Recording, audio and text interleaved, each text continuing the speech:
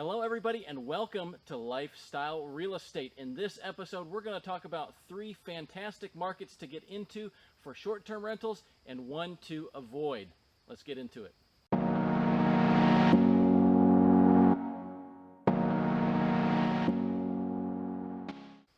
All right, before we get into the top markets to invest in for short-term real estate, I want to point out the fact that I'm at one of my cabins this weekend. So I've planned a nice weekend getaway. I've got family coming into town, so not only do I get to enjoy the place, but it's a great opportunity for me to come up, check on things, and make sure everything's being maintained. So a real win-win situation. All right, without any further ado, let's get into the top 3 markets that I think have a lot of potential for short-term rentals. When you think about vacation, you probably think about relaxing on the beach, and that is market number 1, beach rentals. Now, there are a lot of great things going for the beach. Like I said, a lot of people want to go there. There's limited real estate, so if you can get a place on the beach, you've got a lot of people coming into a very concentrated area, so you've got a really strong market there. One word of caution though, there is a ton of supply, so I would say if you can, find a place that's unique, find a place that stands out. I see a lot of people, they get into condos and then they find there's a lot of competition. If you have 100 other units that are identical to yours, you're competing against 100 other people who are probably willing to take a little bit less money than you are. So that's one thing to consider. Your price may be pushed down depending on what the competition is. There is also a down season as well. So usually you can make a lot of good money in a short period of time during peak season, and then just expect for your occupancy to be a little bit lower in the down season. So number 1, the beach. Let's get on to number 2. All right, number 2 on the list, tourist destinations. Think places like Disney World near Orlando, Florida, or Branson, Missouri in the middle of the country. Key thing here, again, try to find a place that fits the vibe of the people who are coming to visit.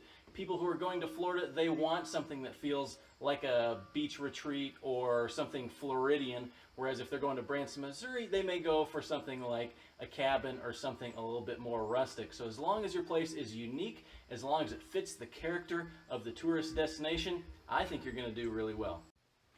All right, number 3, my personal favorite. You'll have to forgive the lighting because I'm trying to capture the view behind me, and that is mountain destinations. The reason this is my personal favorite is because really there's no down season.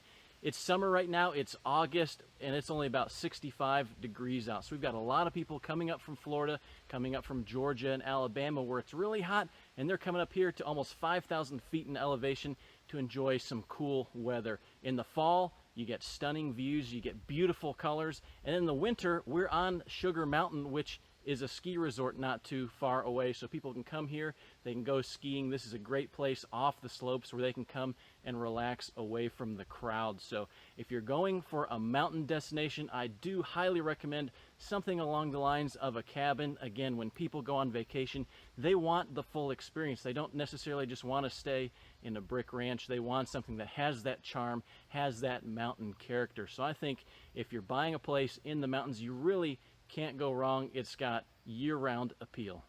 Beaches, tourist hotspots, and mountain retreats. The one thing that these places all have in common is it gives people a chance to escape their everyday life, and that's why I would avoid number 4 completely, and that is city destinations. So historically, these have done really well. People traveling to a city, maybe like Boston or New York City, people aren't doing that right now. They're trying to get away from the crowds and trying to go where it's not so densely populated. Plus, most of the businesses in those areas are restricted or shut down, so there's not a lot of draw there to begin with.